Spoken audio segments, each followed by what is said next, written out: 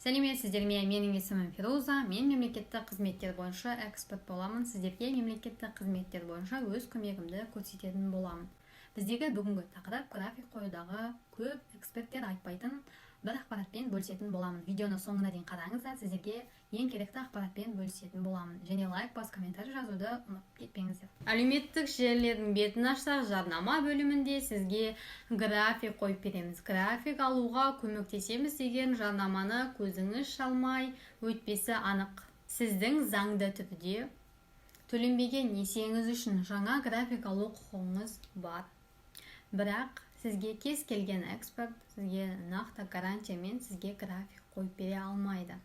Өйткені график алу үшін несие берген мекемелерге арнайы арыз жіберіледі. Ол арыз 15 күн ішінде қаралады. Қаралғаннан кейін нақты шешімді, яғни несие берген мекеме ғана шешімді шеше алатын болады. Ешқандай да сізге график қойып береміз деген адамдар емес, сізге несие берген мекеме ғана ол шешімді шығара алады. Сондықтан барлық адамға сене бермеңіздер.